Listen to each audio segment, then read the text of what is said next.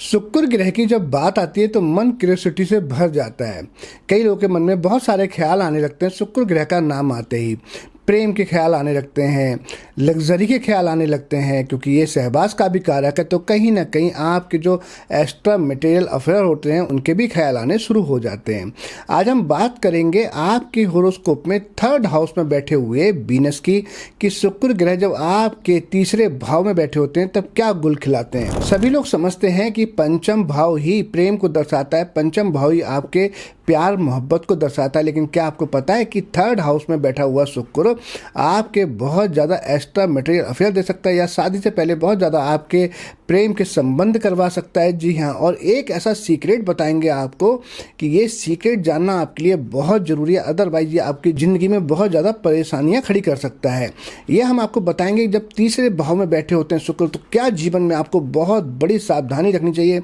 आज आपको संपूर्ण बताएंगे कि शुक्र जब तीसरे भाव में बैठे होते हैं तो आपके लाइफ में क्या शुभ चीज़ें होती हैं और क्या अशुभ चीज़ें होती हैं जब ये अशुभ होकर बैठते हैं। साथ में ये भी बताएंगे कि शुक्र के साथ जब कोई दूसरा ग्रह युति कर बैठता है, कंजक्शन करता है, तब क्या प्रभाव होता है। और बहुत ही सटीक आपको उपाय भी देंगे। आपके थर्ड हाउस में कितना भी अशुभ से अशुभ शुक्र बैठा हो वो शुभ फल देने पर मजबूर हो जाएगा।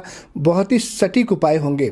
और साथ ही में आपको ये भी बता दें कि अभी हमने जो सीरीज चलाई है इसमें हम बता रहे हैं आपको कि शुक्र आपके किसी भी घर में बैठे हों तो क्या प्रभाव देते हैं। साथ ही में इससे पहले हमने बताया था कि मंगल के बारे में, कि मंगल आपके कौन से 12 घरों में से कहां पर बैठे हुए हैं तब क्या प्रभाव देंगे। उन सभी वीडियो का लिंक भी हम आपको डिस्क्रिप्शन में दे रहे हैं, आप जाकर देख सकते हैं कि आपके ग्रह आपके कौन से घर में बैठकर क्या फल दे रहे हैं। लेकिन आज हम बात करेंगे कि शुक्र जब थर्ड हाउस में बैठे होते हैं तब क्या फल देते हैं। वीडियो शुरू करें उससे पहले आपसे आग्रह करेंगे कि अगर आप अपने चैनल पर नए हैं और आपने अपने ही चैनल को अब तक सब्सक्राइब नहीं किया तो अपने चैनल को सब्सक्राइब करें और बेल आइकन के बटन को अवश्य दबाएं, जिससे जब भी हम कोई नई अच्छी जानकारी की वीडियो अपलोड करें वो सबसे पहले आप तक पहुंचे और आप हमारी किसी भी जानकारी से वंचित ना रहें, क्योंकि भविष्य में हम आपको बहुत ही अच्छी अच्छी जानकारियां देने वाले हैं।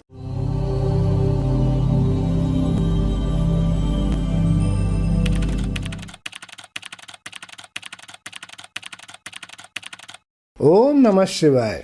मैं हूं आस्ट्रो भाग्यराज गुप्त। स्वागत है आप सभी का आप ही के चैनल एस्ट्रोलॉजर एबीएम में। मेरे सभी व्यूअर को मेरा प्यार भरा नमस्कार। हमारे प्राचीन ग्रंथों में तीसरे घर के शुक्र के फल अशुभ ही कहे गए हैं। शायद इसका कारण यह है कि वो सभी प्राचीन ग्रंथों में तीसरे घर का कारक मंगल को माना गया है, और शुक्र इस घर में जहां मंगल का अधिकार है वहां शुभ फल देने में इतना सक्षम नहीं होते। जब हम वृष लगन में तीसरे घर में शुक्र के होने की बात करते हैं तो हमें ये बात भी ध्यान रखनी जरूरी है कि वृष लगन वालों के लिए तीसरे घर में कर्क राशि आती है जिसका स्वामी चंद्रमा है। शुक्र ग्रह चंद्रमा से शत्रुता करता है। ऐसा शुक्र जब उस घर में रहता है तो शत्रु के घर में भी अपनी शुभता खो देता है। जिस तरह से शुक्र चतुर्थ भाव में जब होते हैं तब ऐसे जातक के 2 विवाह होने की चांसेस बहुत ज्यादा बढ़ जाते हैं, क्योंकि चंद्रमा के घर में शुक्र अच्छे फल नहीं दे पाता। हालांकि चतुर्थ भाव से शुक्र को दिग्बल प्राप्त होता है, शायद इतना ज्यादा दिग्बल शुक्र के लिए अच्छा नहीं होता। महर्षि पाराशर का विचार है कि जिस व्यक्ति के तीसरे घर में शुक्र हो तो उसके शत्रु बढ़ जाते हैं, उससे लोग ईर्ष्या करने लगते हैं और उसका धन कम होने लगता है। इस बात को एक अन्य पुराने जोशी श्री वशिष्ठ जी ने भी कहा है कि ऐसा व्यक्ति सादे भेष में रहता है अथवा उसका पहनावा साधारण होता है। कहने का अर्थ है कि जो शुभता शुक्र के अन्य घरों में देखने को मिलती है, जैसे दूसरे भाव में, सप्तम भाव में, वो शुभता यहाँ नजर नहीं आती, वह इस घर में नहीं दिखाई पड़ती। बहुत सी पुस्तकों में ये भी जिक्र आता है कि इस स्थान पर शुक्र होने से प्रवास सुखपूर्ण होते हैं। प्रवास करते समय नए परिचय होते हैं, क्योंकि थर्ड हाउस आपकी तीसरा घर आपकी ये छोटी छोटी यात्राओं का भी है। यहाँ नए लोगों से मित्रता बनती है और यात्राओं से लाभ भी होते हैं।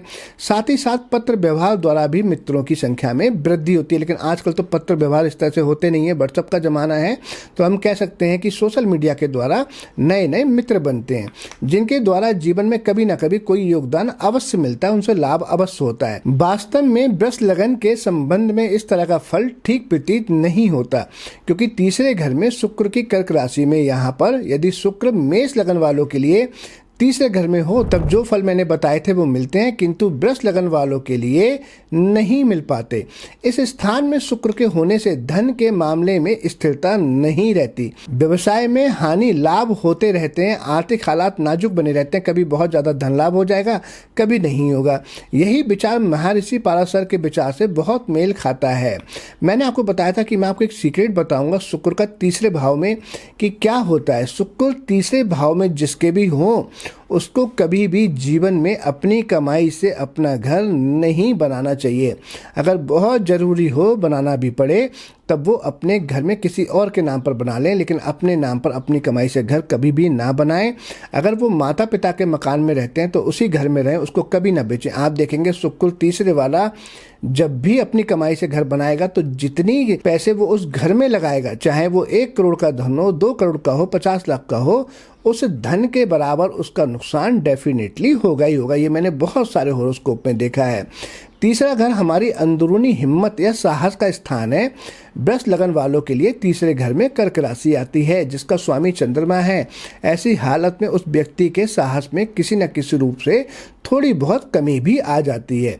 यहाँ वह मुश्किल स्थिति में हालात के साथ दिलेरी से लड़ने की हिम्मत नहीं जुटा पाता। यहाँ एक बात जरूर है, उसकी जो पत्नी होगी ना वो बहुत हिम्मती होगी, वो उसके साथ में उसके भाई की तरह खड़ी रहेगी हमेशा और उसके काम आएगी।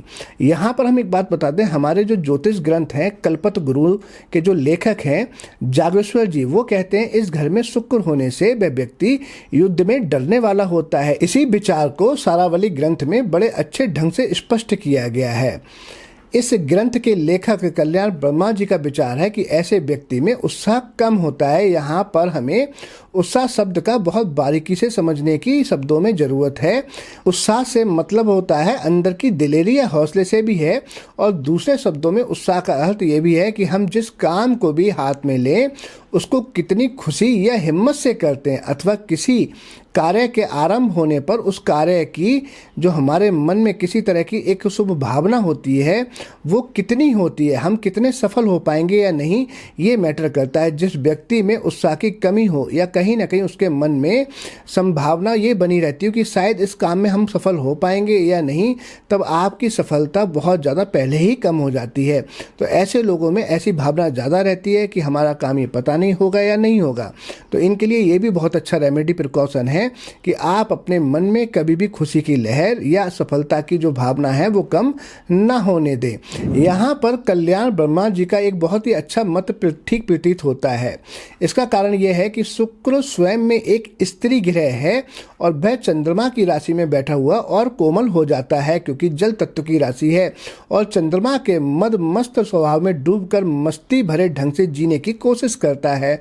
उसमें मंगल जैसी हिम्मत या सूर्य जैसी तेज रोशनी या आत्मबल नहीं होता जिसके द्वारा वह जीवन में उत्साह से आगे बढ़ सके।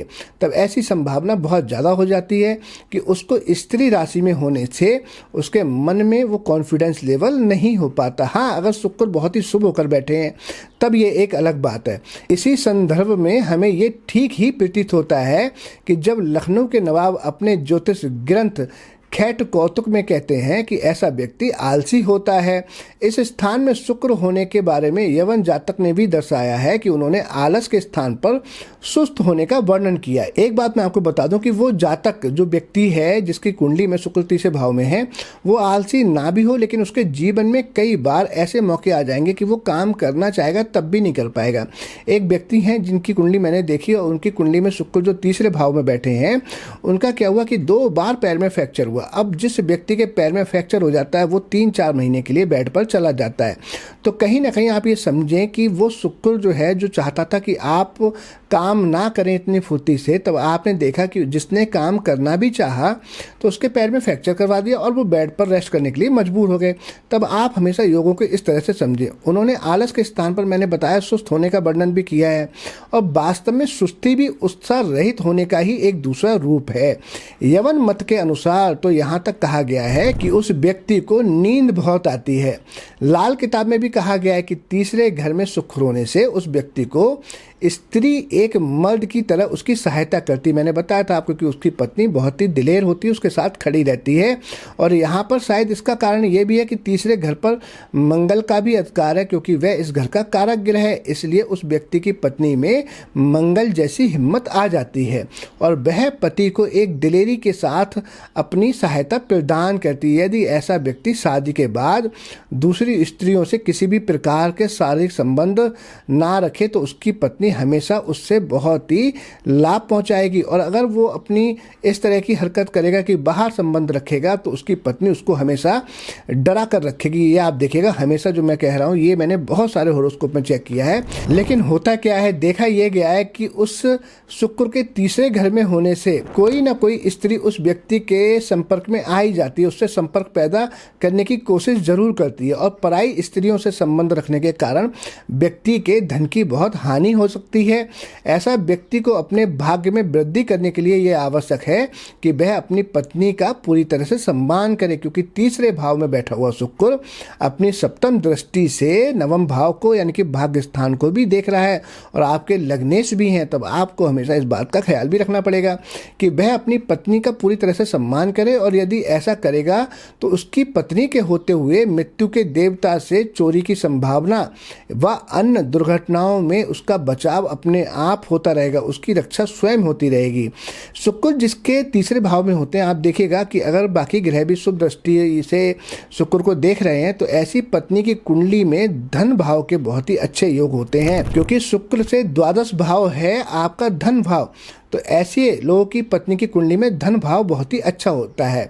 शुक्र और बृहस्पति तीसरे घर में होने से वह व्यक्ति भाग्यवान हो जाता है, उसके भाइयों को उससे लाभ होगा। किंतु यदि ऐसा व्यक्ति दूसरे लोगों की खुशामद करे तो उसकी किस्मत की हार हो सकती है। ऐसे लोगों को दूसरे लोगों से बहुत जल्दी सहायता नहीं लेना चाहिए, उनके सामने हाथ नहीं फैलाने चाहिए, ना ही उनकी खुशामद करनी चाहिए। यानी कि दूसरे लोगों की खुशामद करना उसको बहुत बुरा असर दे सकता है। तीसरे घर में शुक्र यदि सूर्य के योग हो तो अशुभ प्रभाव नहीं होता है। अब हमने आपको बताया था, हम आपको बताएंगे कि शुक्र के साथ अगर दूसरा ग्रह युति करे तब क्या फल होते हैं। तीसरे घर में शुक्र के साथ में अगर सूर्य बैठ जाए तो बहुत ज़्यादा अशुभ प्रभाव नहीं देता, क्योंकि तीसरे घर में सूर्य का शुभ प्रभाव देखने को मिलता है। इस स्थान से शुक्र चंद्र यदि दोनों हो तो उस व्यक्ति की माँ और उसकी पत्नी के संबंधों में किसी न किसी तरह का अशुभ असर देखने को मिलता है। उसकी पत्नी की उसकी माँ के साथ में विचार ना मिले ऐसी संभावना बढ़ जाती है। बहुत ही अच्छा तरीका है कि जो लोग बहुत ज़्यादा दूर रहते हैं यानी कि विदेश में रहते हैं तब उनके लिए ये योग अच्छा फलदायी हो जाता है। शुक्र के साथ मंगल यदि तीसरे घर में हो तो उस व्यक्ति का धन उसके भाइयों के लिए बहुत ही शुभ फल देता है। दूसरे शब्दों में उसके धन से उसके भाइयों की किस्मत में वृद्धि होगी। यानी कि इस तरह के जातक के भाई अगर उससे पैसा लेकर काम करें तो उनके काम डेफिनेटली चलते ही चलते हैं। इस घर में शुक्र के साथ बुध होने से मन की शांति के लिए अच्छा असर पड़ता है। ऐसा व्यक्ति यदि दलाली या आड़त का काम करे तब उसको लाभ होने के चांसेस बहुत बढ़ जाते हैं, परंतु यदि इस भाव पर मंगल का प्रभाव पड़ता हो तो व्यक्ति के ससुराल पक्ष के लोगों के साथ मिलकर किया गया काम सफल नहीं होता। ऐसे कार्यों में बहुत ज्यादा अड़चनें पैदा होती रहती हैं। इस घर में शुक्र के साथ केतु का होना कई बार पति पत्नी में कई प्रकार के मतभेद करवा देता है। ऐसे व्यक्ति को स्त्रियों की ओर से परेशानी होने की संभावनाएं बहुत बढ़ जाती हैं। तब इनको सलाह दी जाती है कि बाहर की स्त्रियों से संबंध बिल्कुल भी ना रखें। शुक्र और शनि दोनों इस घर में बैठ जाएं तो वह व्यक्ति को उसकी पत्नी दोनों को ही आराम पसंद होंगे, बहुत ही अच्छा फल देते हैं। दूसरे लोग उनके आराम में योगदान भी देंगे, उनको बहुत ही जीवन में आगे चलकर सुख की प्राप्ति होती है। घर में धन धान्य की कमी नहीं होती। इस घर में शुक्र के साथ राहु का होना भला नहीं होता, इसके दोनों ग्रहों का प्रभाव ही खराब होने लगता है। उस व्यक्ति की 34 साल की आयु तक उसकी बहन या बेटी या बेटे किसी को किसी तरह का अशुभ असर हो सकता है। आज हमने आपको संपूर्ण जानकारी दी कि शुक्र तीसरे भाव में कैसा फल देते हैं और कोई दूसरा ग्रह के साथ बैठ जाए तब क्या फल होता है। एक आपको बहुत ही अच्छा रेमेडी बता रहे हैं, ये आप कर देखिएगा, आपको बहुत ही लाभ होगा। पहला एक प्रिकॉशन कि आपको अपने घर में बहुत ज़्यादा संगीत में कार्यक्रम नहीं करने चाहिए, जैसे गाना बजाना या कोई म्यूजिक का कुछ कुछ हम कहते हैं इंस्ट्रूमेंट बजाना, जैसे हारमोनियम हो गया, गिटार हो गया, तबला हो गया, ये ऐसे कार्य बिल्कुल नहीं करने चाहिए। दूसरा, आपको गायों को हरा चारा खिलाना चाहिए। अगर आप गायों को हरा चारा खिलाते हैं तो यही शुक्र आपको बहुत ही अच्छे फल देना शुरू कर देगा। और अपने नाम पर अपनी कमाई से घर ना बनाएं, तब आप देखेंगे यही शुक्र आपको कितना आगे लेकर जाएगा और अपनी पत्नी का सम्मान करेंगे, आपके भाग्य में बहुत ज़्यादा वृद्धि करेगा। मुझे विश्वास है आज की जानकारी आपको अत्यधिक पसंद आई होगी। अगर अच्छी लगी हो तो कमेंट अवश्य कीजिएगा और वीडियो को ज़्यादा से ज़्यादा शेयर करें। इसी के साथ मैं अपनी वाणी को विराम दूंगा। बहुत जल्दी आपसे फिर मिलेंगे एक नई जानकारी के साथ। तब तक मुझे इजाज़त दीजिए। नमस्कार।